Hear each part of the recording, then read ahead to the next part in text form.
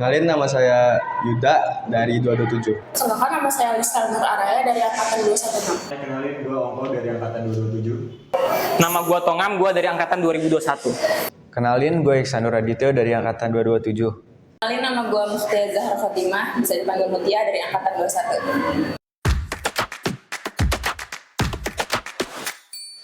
Apa sih sayembara itu? Kalau menurut saya, sayembara itu adalah sebuah ajang perlombaan yang mana itu memperlombakan rancangan arsitektur kita. Kalau menurut saya, sayembara itu adalah sebuah lomba atau kompetisi desain arsitektur yang memerlukan analisis lahan terlebih dahulu. Sayembara itu kayak lomba, jadi di situ nanti ada banyak karya-karya yang disubmit sama orang-orang yang udah dibuat. Nah, nanti di situ dipilih dari 10 besar, nanti naik lagi jadi 3 besar, itu jadi 1 besar, kayak gitu sih. Kalau yang saya tahu, sayembara itu merupakan kompetisi desain arsitektur yang lingkupnya meluas. Jadi sayembara itu kayak platform buat kita ngajuin karya-karya kita, dan kurang lebih seperti lomba yang bakal dipilih karyanya yang ngajuin tuh ada banyak, dan itu bakal dipilih oleh jurinya yang terbaik yang mana yang memenangkan sayembara tersebut. Kalau menurut gue sih, sayembara itu adalah kompetisi, perlombaan untuk mencapai sebuah hadiah gitu yang akan kita peroleh gitu nantinya. Ikut sayembara itu perlu tim atau enggak sih? Sebenarnya bisa sih kalau misalkan nggak pakai tim, sendirian juga bisa. Cuman pasti prosesnya panjang, terus juga ada banyak yang harus dikerjain. Jadi kayak kalau misalkan ada tim lebih enak sih. Kalau yang saya tahu itu tergantung sayembaranya ya, karena ada sayembara yang emang personal atau tim gitu. Jadi kalau di tim mungkin akan lebih memudahkan menyelesaikan proyeknya gitu. Menurut gue pribadi perlu banget. Kenapa? Karena dengan adanya tim kita punya banyak sudut pandang, gak cuma kayak sendirian yang hasilnya cuma dari satu sudut pandang, dan bisa jadi hasilnya kurang maksimal. Kalau kita punya tim, bakal ada yang koreksi satu sama lain dan bisa ngebantu tugasnya masing-masing. Karena di sayembara nggak cuma ada satu tugas doang. Tahu cara daftar sayembara nggak sih? Kurang tahu sih, karena yang saya tahu tuh cuma kayak dari BC WA doang. Daftar sayembara itu caranya ya. Kalau caranya itu ya pertama kita pastiin dulu gitu sayembara apa yang kita ikut. Terus nanti bakal ada kalau untuk yang online mungkin bakal ada Google Form atau gimana, itu kita masukin data kita ke sana. Dan kalau misalkan kita daftarnya dari orang, mungkin kita bisa ngajuin data untuk mendaftar diri kita dalam ikut sayembara. Daftar sayembara itu awal-awal sih cari cari poster sayembaranya. Ntar di poster itu ada kayak cara pendaftaran, biasanya sih dari Gform atau masuk ke grup WA. Tahap sayembara tuh apa aja? Yang jelas ya, kalau tahap-tahap sayembara itu ya kita pendaftaran dulu, kita daftar, lalu ya tentu kita ajukan ke dosen pembimbing gitu, kita tanyakan gitu apa yang harus kita lakukan ke depannya. Terus lalu kita mulai mengkonsepkan dari karya yang akan kita buat, lalu proses pembuatannya dan finishing dan final, dan melihat hasil dari sayembara kita nanti. Tahap-tahap sayembara itu biasanya pertama itu pendaftaran. Setelah pendaftaran kita itu merancang. Setelah merancang kita akan asistensi dulu. Ntar yang di asistensi kita revisi. Setelah itu pengumpulan. Nah, jika kita masuk 12 atau 10 besar, biasanya ada presentasi karya. Nah, setelah presentasi baru ada ntar pengumuman hasil akhir gitu. Pasti yang pertama-tama itu kan daftar. Kita udah daftar, habis selesai daftar, biasanya tergantung tuh, ada yang misalkan lahannya udah dikasih, ada yang misalkan lahannya kita cari sendiri. Nah, kalau lahannya cari sendiri, biasanya kita survei dulu ke lahannya. Nah, nanti habis dapat survei, dapat semua informasinya, baru mulai perancangannya. Habis itu kalau udah ada buat, tinggal asistensi ke dosen. Nah, di situ nanti banyak revisi-revisi. Kalau udah final, tinggal disubmit deh. Menurut kamu perlu nggak dosen pembimbing untuk sayembara? Menurut saya perlu, karena dari dosen mungkin bisa ada saran atau tambahan, atau kita masih ada kesalahan juga bisa diperbaiki gitu.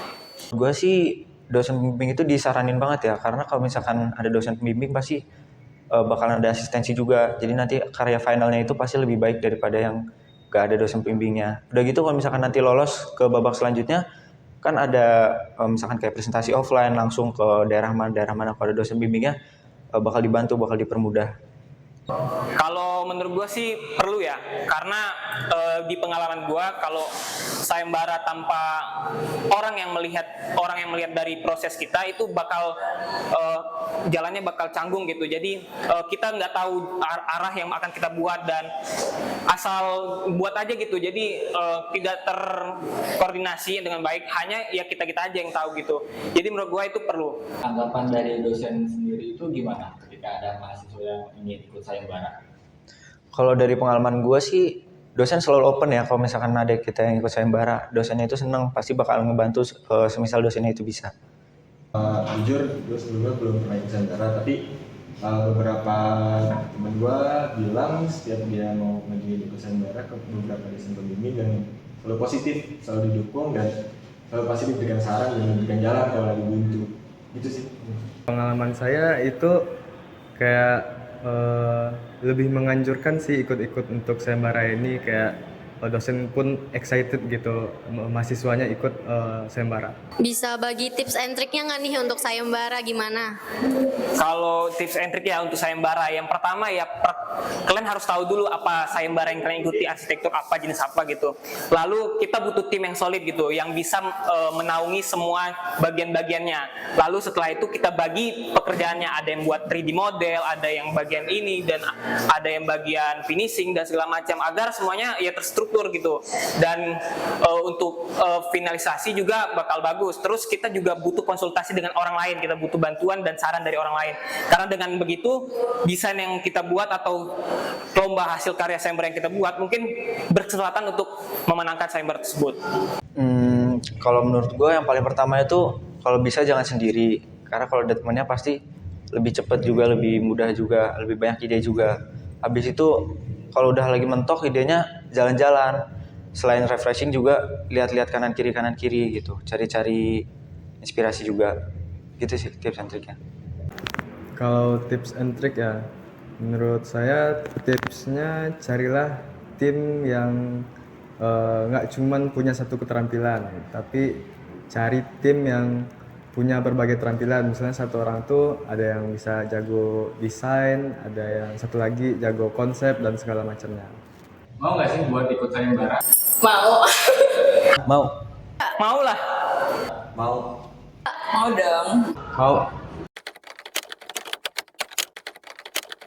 Jadi secara garis besar bahwa sayembara arsitektur adalah perlombaan atau kompetisi mencari karya atau produk arsitektur terbaik. Tentu saja tergantung dari TOR dan dinilai oleh dewan juri. Kalau pertanyaannya harus punya tim atau tidak itu tergantung dari apa yang disyaratkan oleh term of reference-nya si sayembara.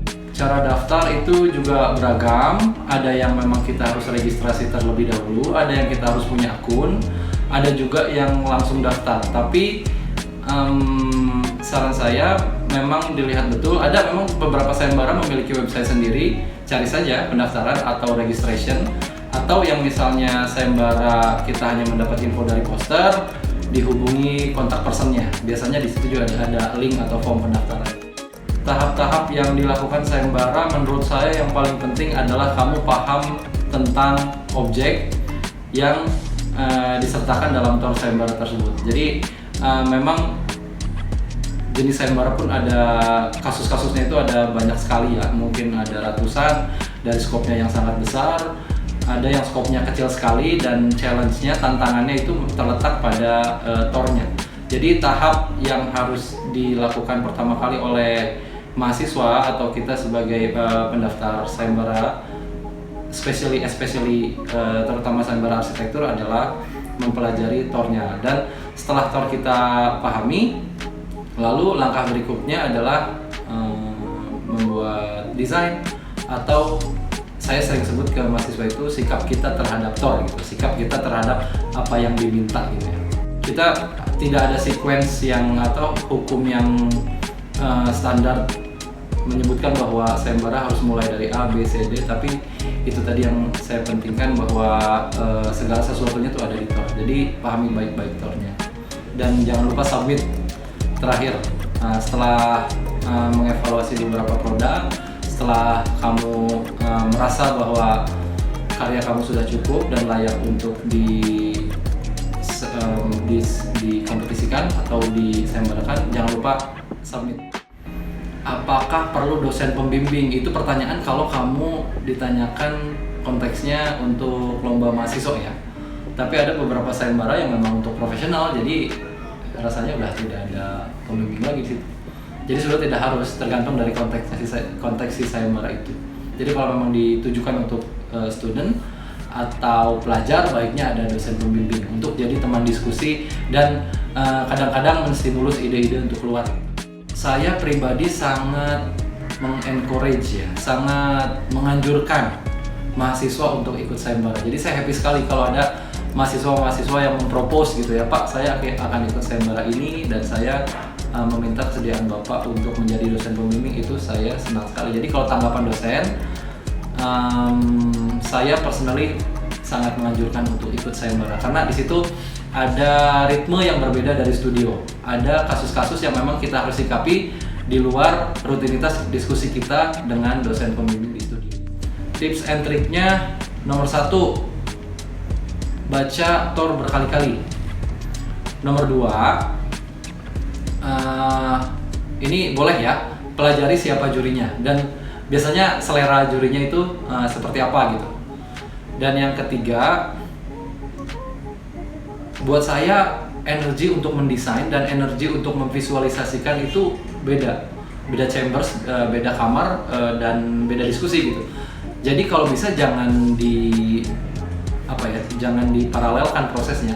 Jangan kita mendesain sambil berusaha memvisualisasikan, atau pas kita lagi fokus memvisualisasikan kita ada terbersit beberapa ide-ide desain. Jadi putuskan saja dulu desainnya, manfaatkan waktu sebanyak mungkin untuk bersikap terhadap TOR itu tadi. Tips and triknya sebetulnya jangan dikerjakan menjelang deadline gitu, dicicil sedikit-sedikit. Karena pas kita masuk ke poster itu pun baiknya tidak sekali selesai. Itu ada evaluasi, ada layouting itu berkali-kali. Layouting itu kan sebetulnya di luar kita ngomongin membicarakan scope-nya si desain yang yang dimintakan oleh sayembara tersebut gitu. Jadi tips and triknya itu tadi. Itu tips and trik dari saya ya, maksudnya tidak untuk generalisasi.